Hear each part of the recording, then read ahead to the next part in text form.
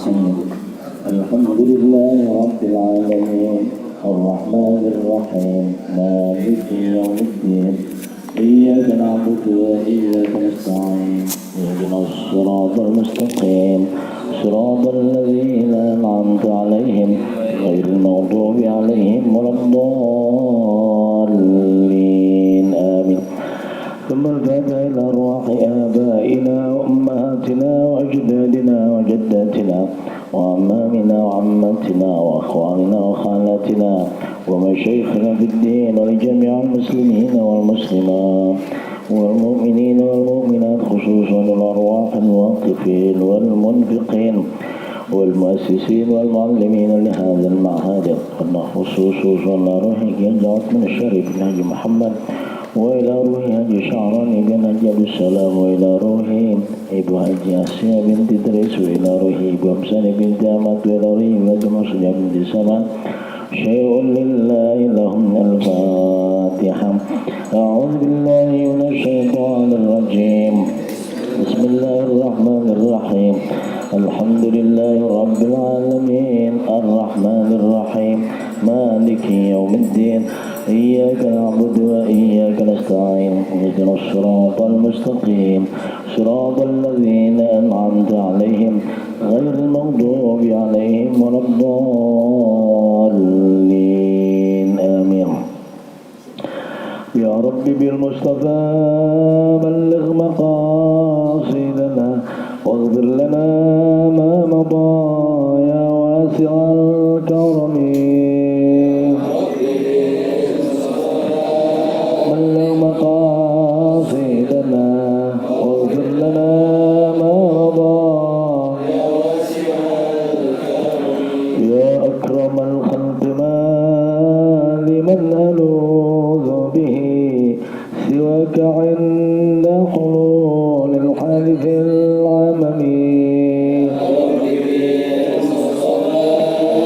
بلغ مقاصدنا واغفر لنا ما مضى فإن من جودك الدنيا وضارتها ومن علومك علم اللوح والقلم. بلغ مقاصدنا واغفر لنا ما مضى لعل رحمة رب حين يقسمها تأتي على حسب العصيان في القسم.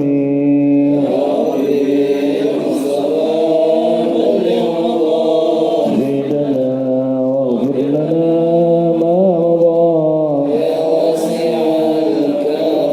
يا رب بالمصطفى بلغ مقاصدنا واغفر لنا ما مضى يا واسع الكرم.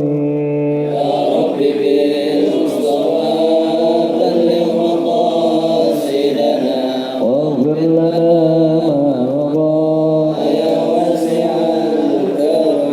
اللهم صل وسلم وبارك عليه. الحمد لله رب العالمين والصلاة والسلام على أشرف الأنبياء والمرسلين سيدنا ومولانا محمد صلى الله عليه وسلم وعلى آله وأزواجه وذريته وصحابته أجمعين أما بعد. Para sahabat, para santri, santriwati yang dimuliakan oleh Allah Subhanahu wa taala, alhamdulillah kita bersyukur kepada Allah Subhanahu wa taala di malam yang berbahagia ini kita kembali dapat duduk bersama di majelis ilmu yang mudah-mudahan apa yang kita lakukan ini mendapatkan keridhaan dari Allah Subhanahu wa taala. Salawat dan salam tidak lupa kita sanjungkan pada junjungan kita Nabi besar Muhammad sallallahu alaihi wasallam. Yang mudah-mudahan kita senantiasa bersalawat kepada beliau, mengamalkan ajaran tuntunan dan akhlak Nabi kita Muhammad sallallahu alaihi wasallam. Hadirin yang dimuliakan oleh Allah Subhanahu wa taala, kembali kita membuka kitab Hikam Al-Ata'iyah Al-Hikam Al-Ataiyah, di mana hikmah yang ke-70 dinyatakan man wajada thamrata amalihi ajila fahuwa dalilun ala wujudil qabuli ajila. Siapa yang mendapatkan buah dari amalnya di dunia, maka itu adalah merupakan dalil adanya penerimaan di akhirat. Artinya ini kaidah atau ini satu ungkapan hikmah biar bisa menjadi sebuah standar bahwa ketika kita melakukan amal kebaikan, amal soleh, kemudian amal soleh yang kita perbuat itu memunculkan pertanyaan, apakah kiranya kita diterima atau enggak amal ibadah kita, sholat kita mungkin, atau puasa kita, zikir kita, baca salawat kita, atau mungkin sedekah kita, perilaku kita terhadap orang lain, akhlak kita yang kita perbuat, kesabaran kita, kesyukuran kita, itu semua adalah amal. Ketika kita melakukan itu terus kita jalanin, terus ada hasilnya di dunia. Kalau kata kita bersyukur, Allah tambahin, kan begitu. Kalau bersyukur ditambahin oleh Allah Subhanahu wa Ta'ala. Ketika kita setiap nikmat yang Allah kasih sama kita syukurin, kita jalanin sesuai dengan perintah Allah. Kemudian ada nilai tambahan, nilai tambah dari Allah di dunia. Maka itu merupakan dalil bahwa kesyukuran kita itu diterima di akhirat oleh Allah Subhanahu wa Ta'ala. Nah, ini sudah kita bahas berkenaan dengan ini. Karena tentu banyak sekali dalil-dalilnya, di mana dalil ini sebagaimana difirmankan oleh Allah Subhanahu wa Ta'ala, amila sholihan, siapa yang beramal soleh min dzakarin wa unsa, baik laki maupun perempuan, wa huwa mu'minun, dan beriman.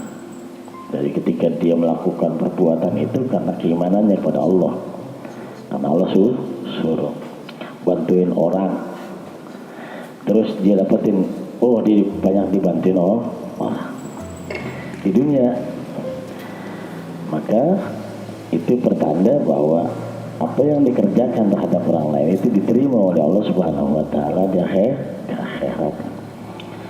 Man amila sholihan min dzakarin wa unsa wa huwa mu'minun, dan dipercaya falanuhyiyannahu hayatan thayyibah, kami akan hidupkan dia dengan kehidupan yang baik. Berarti di dunia jadi hidupnya sentosa, damai, tentram, kan gitu. Nah, itu kan didapetin di dunia tuh. Nah, itu berarti apa yang dikerjakan itu adalah ada nilai qabulnya, diterima oleh Allah Subhanahu wa Ta'ala di akhirat. Kita akan masuk kepada hikmah yang berikutnya. Bismillahirrahmanirrahim. Al-hikmatul hadiyatu was-sab'un. Idza aradta an ta'rifa qadraka 'indahu fanzur fi madza yuqimuka. Apabila kau hendak mengetahui kadar kita, ketinggian kita, kedudukan kita di sisi Allah, ini kan urusan dalam nih, kita setinggi apa sih kita di sisi Allah. Fanzur fi madza yuqimuka, maka lihat apa yang Allah berikan kedudukan kepadamu, apa yang Allah posisikan pada dirimu.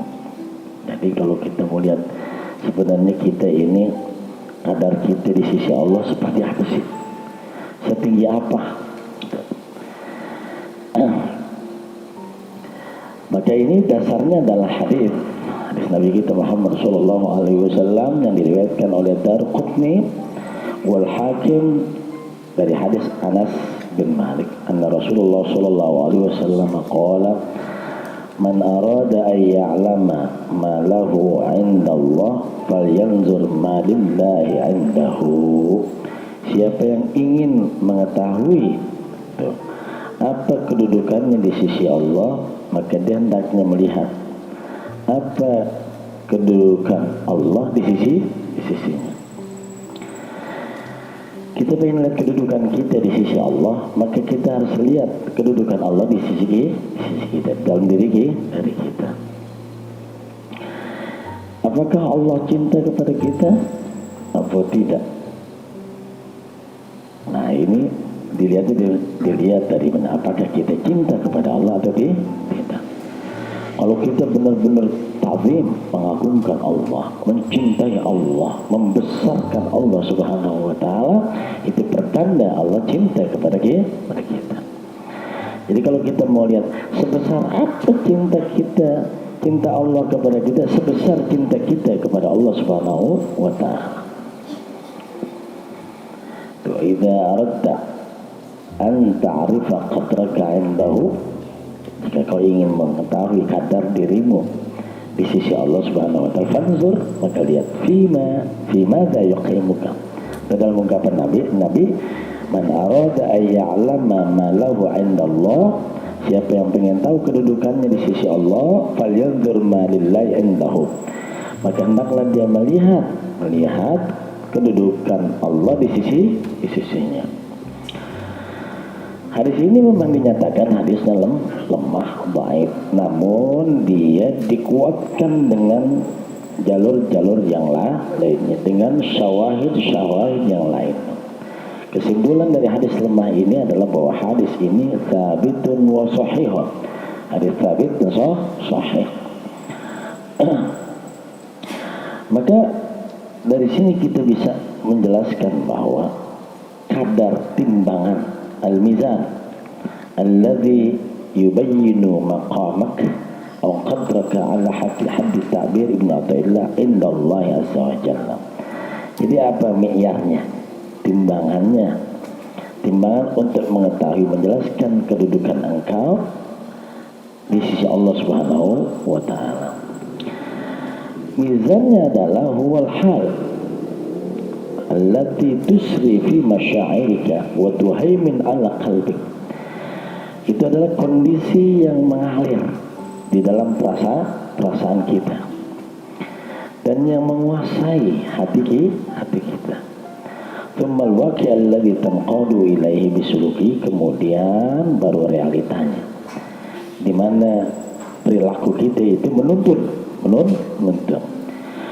Kalau hati kita ini bicara di mana kita itu melakukan ya Allah, Allah lihat. Kemudian kalau kita kerja ini, ya Allah, saya ingin berharap mendapatkan keridhaan Allah, mengerjakan ini, mendapatkan terhindar, Allah lindungi kita. Jadi kalau kita baca ini, ntar Allah lindungi kita. Jadi sedemikian rupa adanya, seberapa tingginya itu, seberapa tinggi itu pula kita di sisi Allah Subhanahu wa taala. Nah, ini kadar yang ada. Jadi nanti yang paling penting itu adalah bahwa buat kita adalah seberapa kalau kita ini mengaku bahwa kita cinta kepada Allah. Apa kirinya benar atau enggak? Nah, itu bisa kelihatan dari suluk. Jadi perjalanan kita yang mengarahkan kita, apa aja yang kita kerjain, kerjain. Dan apakah yang kita kerjakan ini benar-benar mengikuti perintah Allah dan perintah Rasulullah Sallallahu Alaihi Wasallam. Maka Allah Subhanahu Wa Taala berfirman dalam Al-Quran, In kuntum tuhibbunallaha fattabi'uni. Qul in kuntum, katakanlah jika kalian benar cinta sama Allah, fattabi'uni. Maka kecintaan kita kepada Allah itu bisa dilihat dari bagaimana ittiba kita kepada Rasulullah Sallallahu Alaihi Wasallam. Semakin kita ngikutin Rasul, semakin itu pula kita cinta kepada Allah Subhanahu wa taala. Nah, permasalahannya itu adalah kalau orang cinta itu pasti harus senantiasa ngikutin apa yang dicintainya. Dia akan melakukan ini makom cinta ini luar biasa. Kenapa? Karena kita akan melakukannya itu sukarela, tanpa pamrih. Ketulusan itu ada ketulusan itu. Kita ngerjain ini, nggak perlu upah. Kenapa? Dasarnya cinta. Jadi orang-orang yang benar-benar cinta sama Allah itu emang nggak jemu-jemu untuk melakukan apa aja yang kalau kita ngerjakan ini nih Allah ridho. Kerjain. Nah inilah kira-kiranya di mana manusia ini telah Allah Subhanahu wa taala muliakan. Allah mulia. Paling yang jadi masalah dalam bahasan kita ini adalah sebenarnya sumbernya itu dari mana sih? Cinta kepada Allah Subhanahu wa taala. Apakah kita duluan yang cinta terus baru Allah cinta? Atau Allah dulu cinta sama kita sehingga kita menjadi ngerjain sesuatu yang dicintai oleh Allah? Mana duluan? Kita duluan atau Allah duluan? Berdasarkan hadis ini dinyatakan bahwa sesungguhnya cinta Allah itu adalah merupakan asal. Cabangnya adalah cinta kita kepada Allah. Allah duluan cinta sama kita, baru kita mencintai Allah. Jadi kan kalau udah model kayak begini, artinya bahwa kadang-kadang kita mikir gitu, jadi percuma kalau kita ngerjain begini kan gitu kan. Jadi orang mau ngerjain apa yang dicintai oleh Allah itu kalau memang Allah benar-benar cinta kepadanya. Tuh. Maka itu dalilnya ya ayyuhalladzina amanu man yartadda minkum an dinihi fasawfa yatillahu biqaumin biqaumin yuhibbuhum wa yuhibbunahu.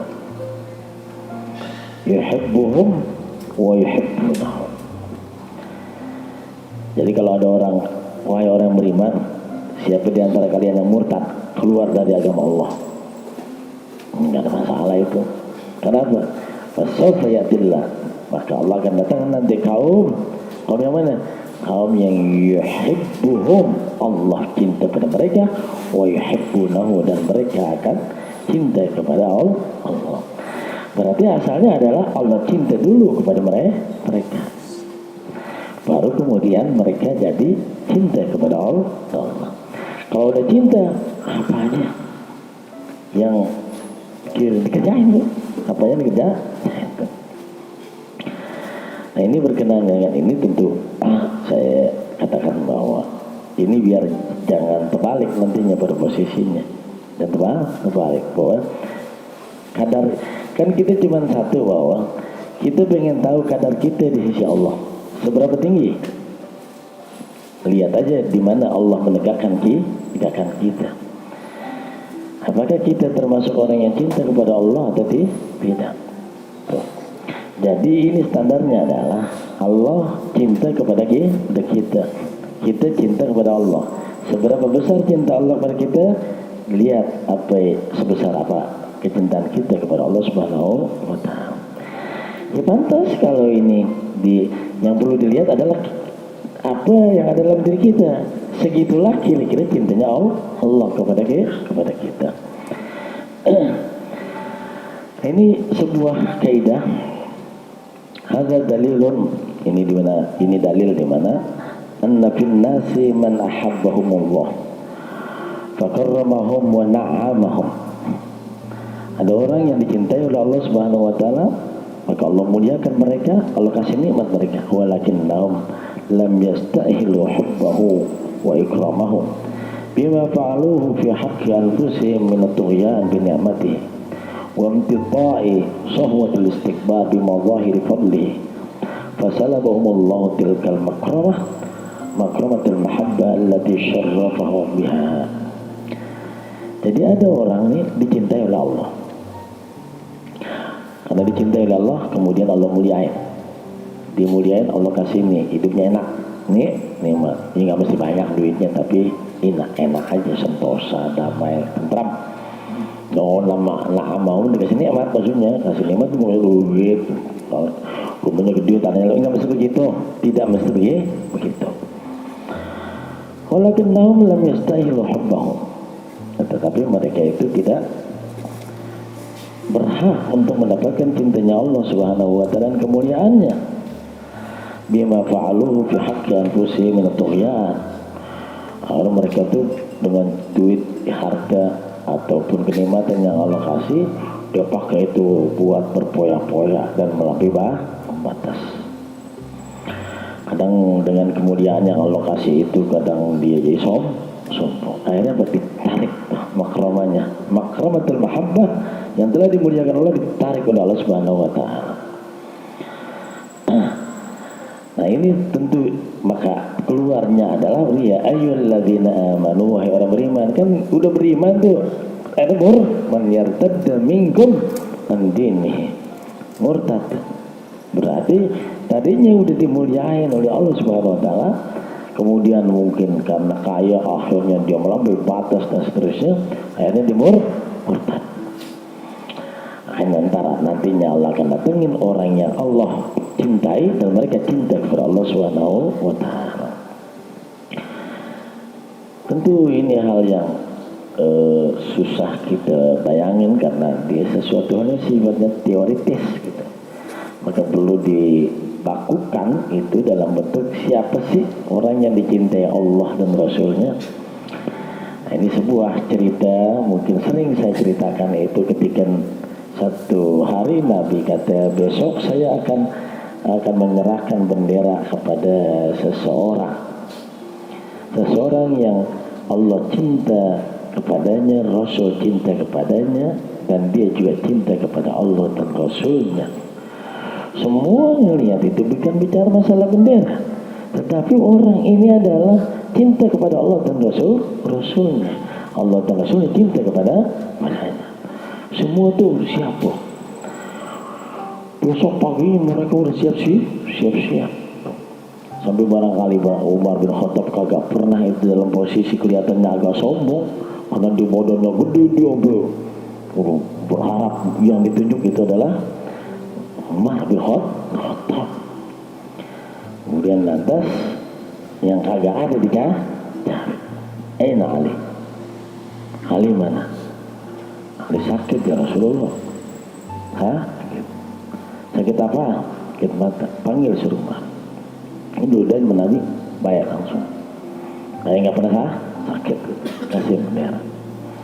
Gambarkan itu bagaimana orang yang cinta kepada Allah dan Rasulnya. Sehingga semua kerjaan Ali bin Abi Thalib itu terus tanqadu ilaihi, terus mengarah kepada Allah Subhanahu wa taala.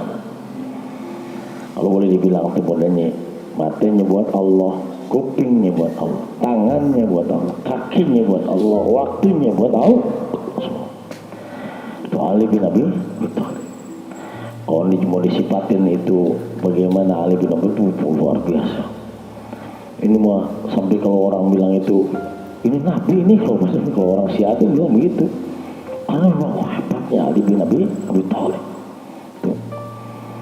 Oh, sisi hebatnya orang lagi perang itu pahanya kena panah gitu, mau dicabut ntar dulu, saya sembahyang dulu, bang lu gitu. Sembahyang tak, kalau sembahyang baru copotin. Itu pergi sembahyang udah assalamualaikum, udah nggak berasa tuh, udah. Oh kita sembahyang begitu, tapi sakit kelihatannya. Itu kalau berhenti sembahyang udah sakit banget gitu. Ini bagaimana? Ini buat sebuah gambarannya gitu. Jadi orang ini cinta kepada Allah dan Rasulnya. Nuaiman, nah ini liatin yang Nuaiman tukang mabok nih bahasa kasarnya gitu. Iya, tapi dia itu mabok gitu. Tapi kata Nabi itu, li'annahu yuhibbullaha wa rasulah. Nuaiman cinta kepada Allah dan Rasulnya. Berarti orang cinta kepada Allah dan Rasul kadang juga ada jatuh dalam satu masalah, satu hal. Dan banyak lagi hal-hal yang perlu dibuat menjadi sebuah konkret, sehingga kita harus mempelajari. Setiap orang yang kalau kata Nabi dicinta sama Allah dan Rasul sampai no aiman pun, mungkin harapan kita ini belajar no aiman, karena kita juga masih nyeblok juga gitu kan gitu. Tapi artinya nyeblok begitu pun masih yuhibbullah wa rasulah. Kalau disuruh perang, siap. Pokoknya kalau ada yang namanya Islam, siap. Jadi umpama dia itu benar-benar preman, tapi Islam semangat, bela Islamnya luar biasa. Ini kira-kira begitu. Ini berkenaan dengan Muhammad. Baik, kita akan lanjutkan kepada pembahasan berikutnya pada kaidah al-hikmah tsani wa sab'un. Bismillahirrahmanirrahim. Mata razaqaka ta'ah wal ghina bihi anha fa'lam annahu qad asbagha 'alaika ni'amahu zahiratan wa batinah.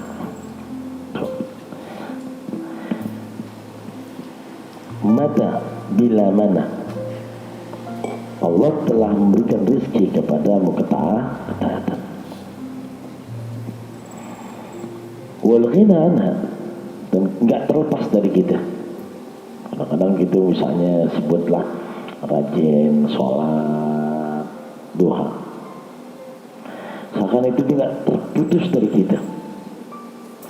Atau kita setiap hari dikasih Allah tuh bisa berzikir 1000 kali atau salawat 1000 kali, dikasih nilai ketaatan.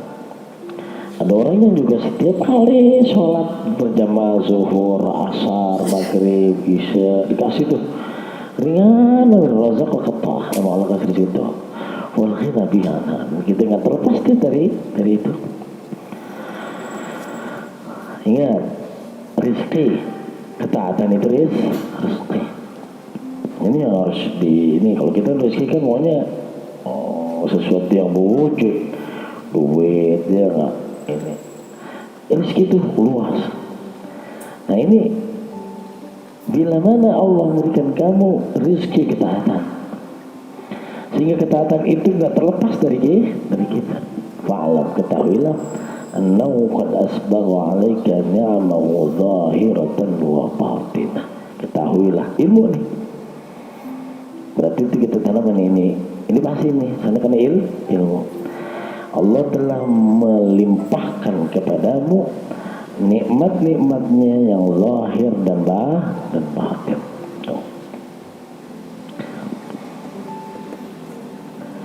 Nah ini yang dilihat di sini adalah atau di mana letak ketaatannya adalah ngikutin syariat. Jadi kalau kayaknya syariat itu ini halal, ini haram, ini wajib, ya. Ini harus kerjain, ini nggak boleh, haram, ini halal, gitu. Pokoknya kita ikutin aja, ini boleh nggak boleh, nah, ini boleh nggak boleh, ini halal, ini haram, ini halal. Mutakoyid, gitu, terikat itu dengan halal dan haramnya. Maka dijelaskan bahwa manhaj satu-satunya untuk menuju dalam kehidupan dunia ini menuju kepada Allah Subhanahu wa taala setelah menetapkan membangun tauhid, membangun akidah, itulah apa? Kita menjalani syariat. Jadi kalau bahasa kasarnya kita percaya sama Allah, berarti kita percaya dengan apa yang difirmankan oleh Allah. Melalui apa? Difirmankan oleh Allah di dalam Al-Quran, yang dijelaskan oleh Nabi di dalam hadisnya. Ini boleh, ini nggak boleh, ini boleh, ini nggak boleh. Itu kita kerjain. Nggak boleh. Astagfirullahaladzim, nggak boleh. Jadi halal haram mutaqayyid itu di situ. Nah intinya adalah bukan cerita tentang sholat duha atau berzikir ataupun yang apa saja. Ketika kita ngejalaninnya itu adalah pokoknya usahakan apapun yang kita jalankan itu adalah betul-betul dinyatakan halal dan boleh oleh Nabi kita Muhammad Sallallahu Alaihi Wasallam. Jangan pakai pakaian yang haram, jangan makan makanan yang haram, jangan berjalan di tempat yang haram, jalan menuju ke tempat yang haram, jangan gunakan mata untuk yang jangan gunakan telinga untuk yang haram. Gunakan telinga kita buat yang halal, buat mata kita buat yang halal, kaki kita yang halal, kemaluan kita untuk yang itu jalan yang bertaqayyud bi syariah. At-taqayyud bil ahkam al-halal wal haram wal wajibat. Ini yang kita sering terpedaya nih. Kalau kurang duit dikit dilep sono, bohong sini. Ini yang susah. Taqayyud itu aja. Nah, ini manhaj satu-satunya kita hidup di dunia menuju Allah Subhanahu wa taala. Falan usula ila mardatillah illa ala jisrin minal indibat bi awamirillahi wa ahkamih. Tidak ada jalan, tidak sampai kita mencapai keridhaan Allah kecuali kita harus berjalan dengan jembatan apa? Mentaati perintah Allah dan Rasulnya. Jembatannya cuma itu, nggak ada lagi yang lain.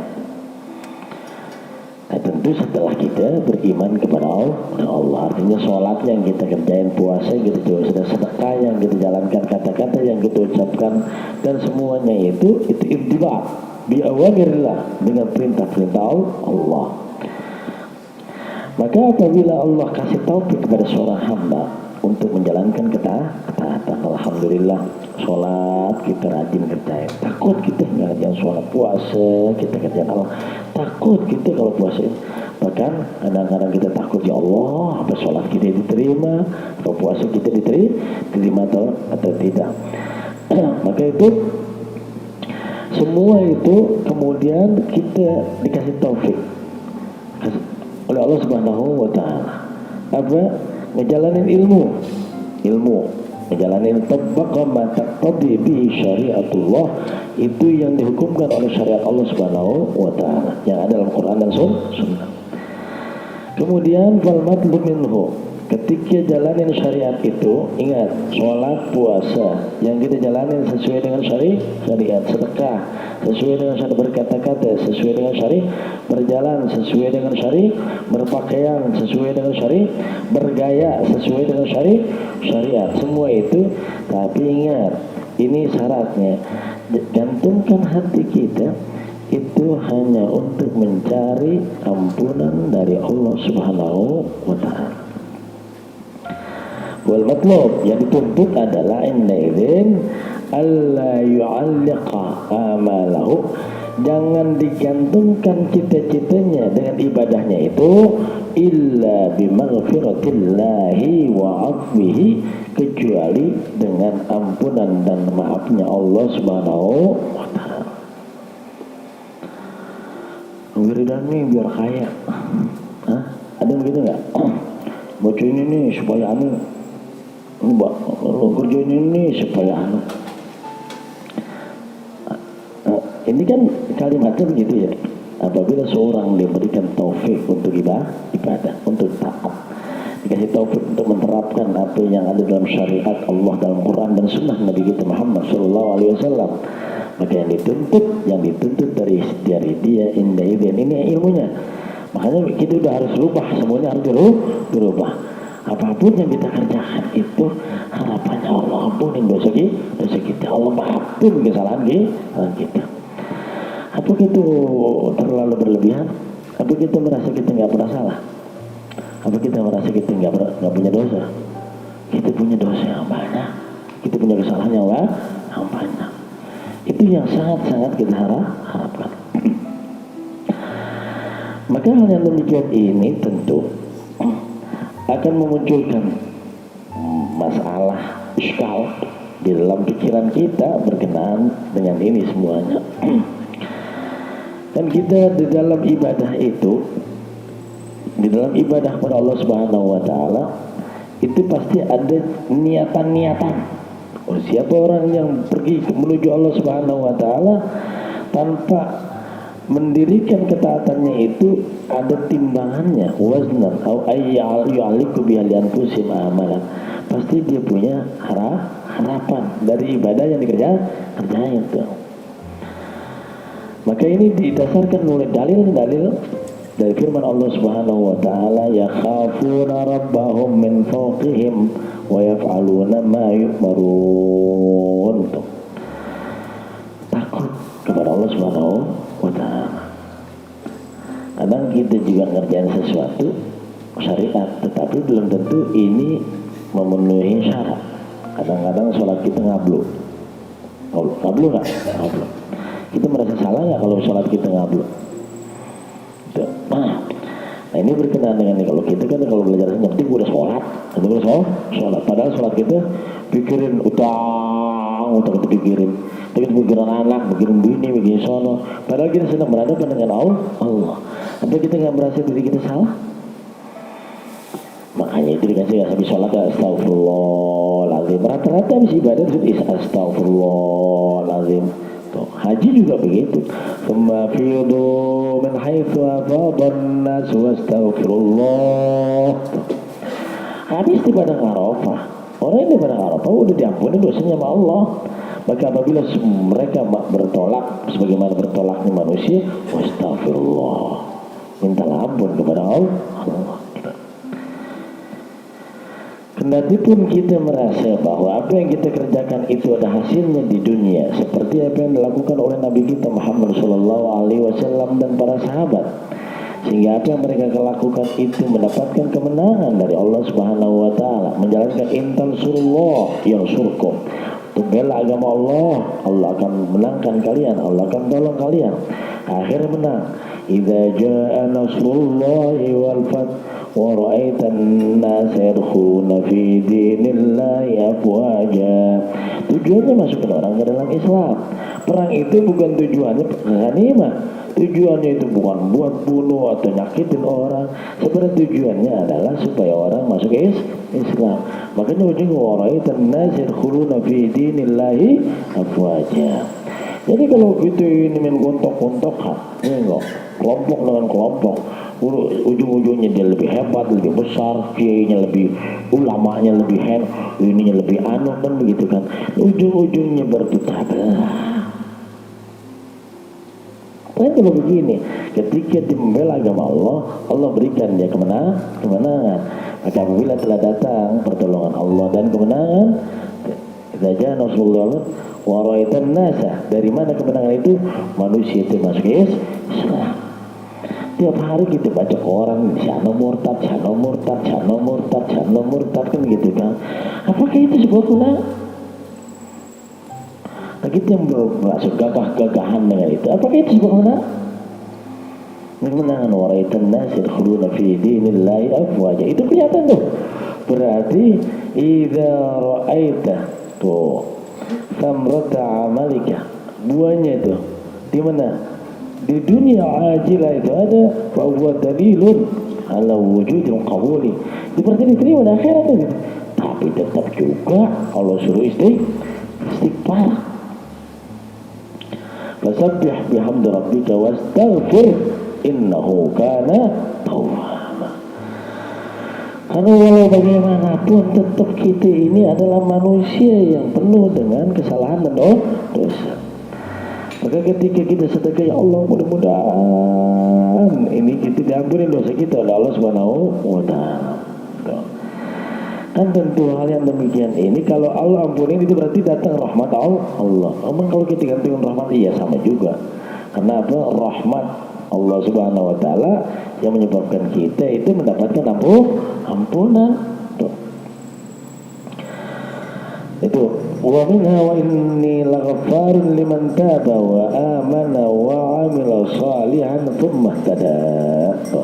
Sungguh aku adalah Maha Pengampun bagi orang yang tobat, bukan tobat doang, wa amana wa amila beriman dan beramal tsumma ihtada, terus menjalankan petunjuk. Nah ini berkenaan dengan ini. Kemudian dengan rahmat yang disebut dengan rahmat Allah Subhanahu wa taala, rahmati wasi'at kulli syai' fasatubu lil ladzina yattaquna yutuna zakata wal ladzina hum bi ayatina yu'minun.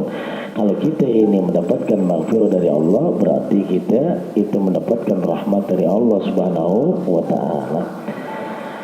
Tapi tentu kita selalu dengar maghfirah itu selalu duluan. Doanya Nabi Adam alaihissalam, Rabbana zalamna anfusana wa illam taghfir wa tarhamna lanakunanna minal khasirin. Kalau kita Rabbi firli warhamni, Rabbi maghfirah duluan yang kita minta, Rabbi firli warhamni. Mau orang meninggal tuh Allah maghfir lahu warhamhu, maghfirah dulu baru rahmat. Maka gantungkan ibadah kita itu, karena kita dikasih ketaatan, nah kita harus ini fal matlub yang dituntut minhu dari seorang hamba yang dikasih taufik untuk mendapat ketaatan kepada Allah, ayu alqa amalahu bil maghfirah, harapin itu dengan ampunan dari Allah Subhanahu wa taala. Wa hadhil ayat, semua ayat yang tadi kita baca tuh, yaitu yakhafuna rabbahum, tuh karena takut kepada Allah jadi ngerjain tuh apa yang diperintahkan oleh Allah Subhanahu wa taala. Ketika dia itu ada bertaubat, Allah ampunin. Ketika Allah ampunin, maka Allah bimbing dia untuk beramal soleh. Kemudian warahmati wasiat kulla syai'.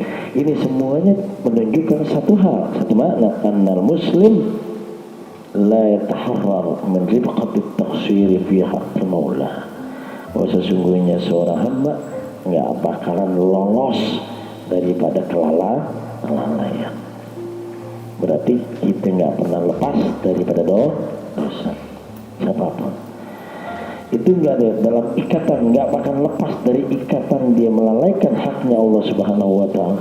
Mahma ata Allah fi ma amar, seberapapun, setiapapun dia taat kepada Allah, kagak lepas daripada kelalaian. Faman ibtada amma huwa hadza, sejauh apapun dia itu menjauhkan dari yang dilarang dan yang diwaspadai oleh Allah Subhanahu wa taala, tetap dia akan kena daripada dosa.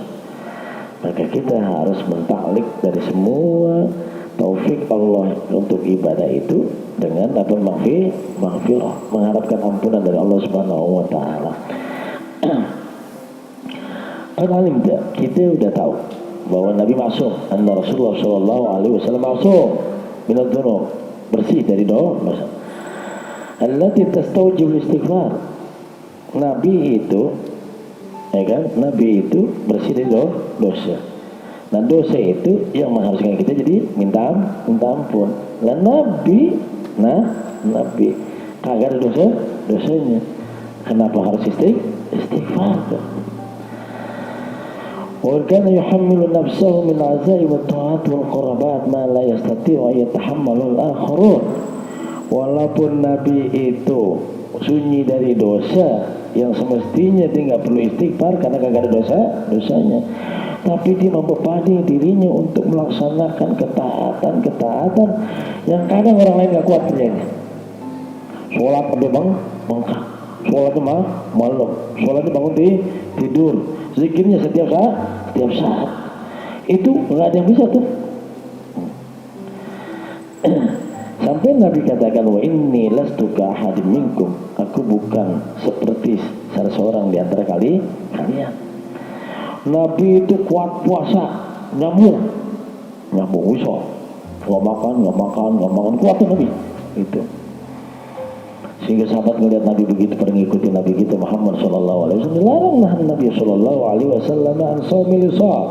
Nabi ngelarang kita puasa wisal. Akhirnya sahabat itu berkata, ya Rasulullah, inna ketuasil ya Rasulullah, kau puasa wisal ya Rasulullah. Apa ini? Lastu mislakum, innama ut'amu wa usqa. Aku tidak seperti kalian, saya dikasih makan, saya dikasih minum. Itu sampai ibadahnya sedemikian dulu. Tapi Nabi tetap istighfar. Jadi kalau Nabi itu istighfar itu maksudnya buat apaan tuh? Kalau buat ngampunin dosa-dosanya kan? Kagak. Maka itu dikatakan kana ya'tamidu fi law kana ya'tamidu fi amalihi bi rahmatillahi wa fadlihi ala ta'ati syaqqa allati kana yujin nafsahu bi adaiha. Apakah Nabi itu bersandar dengan ibadahnya untuk mendapatkan rahmat dari Allah Subhanahu wa taala? Inna sabab kathrati istighfari lam yakun yara li ta'atil katsira sya'nan amama 'azimi huquqillahi azza wa jalla. Kenapa Nabi itu istighfar? Kenapa itu Nabi istighfar? Istighfar itu karena Nabi walaupun ketaatannya begitu banyak, itu Nabi menganggap gak sebanding dengan apa yang Allah berikan kepadanya. Kalau kita kan beribadah banyak dikit, kita rasanya kayak udah besar. Nah, Nabi itu merasa kurang, sehingga rasa dia, ya Allah begini banyak ngasih, saya belum bisa melaksanakan kewajiban saya yang seharusnya.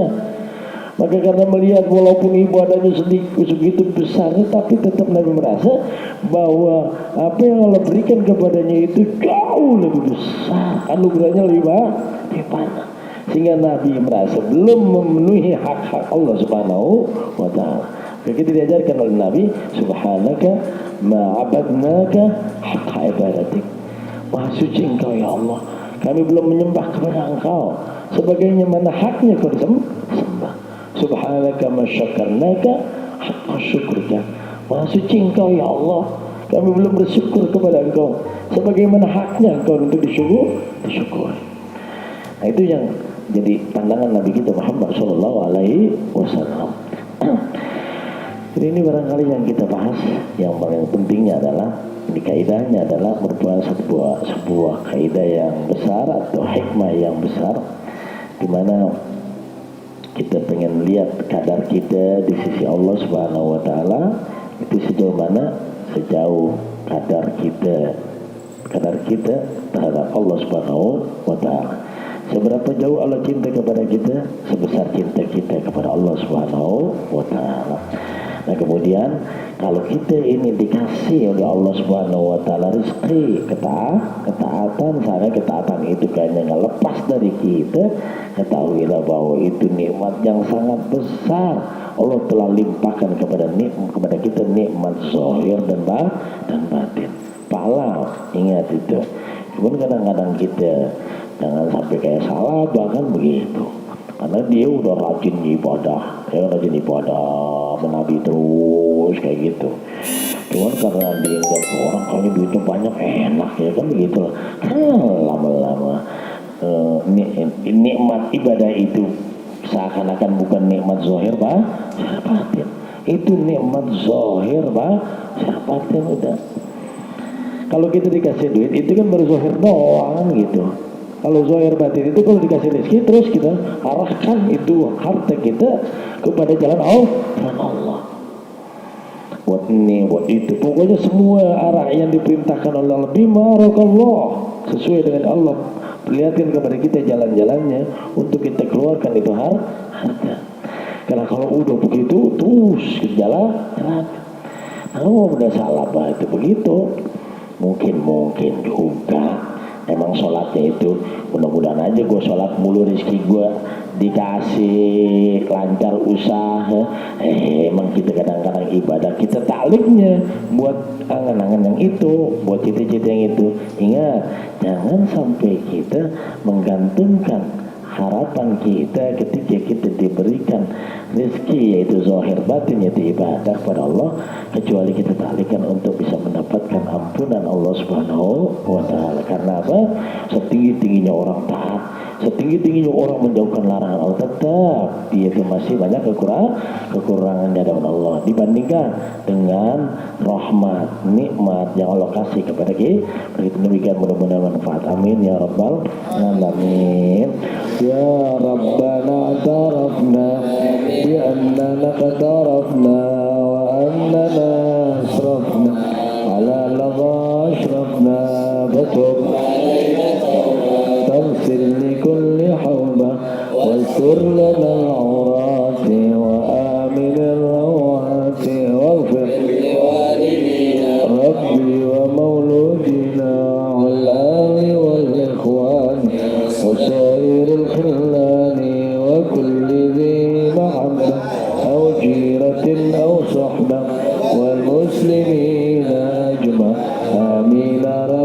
تسمع فضلا وجودا منا لا باكتساب للمصطفى الرسول نظى بكل سول صلى عليه عند الحمد وآله وصحبه عداد بش السعد والحمد لله سبحانك اللهم بحمدك أشهد أن لا إله إلا أنت أستغفرك وأتوب إليك وصلى الله على سيدنا محمد النبي الأمي وعلى آله وصحبه وسلم والحمد لله رب العالمين. Kurang lebihnya mohon maaf. Assalamualaikum warahmatullahi wabarakatuh.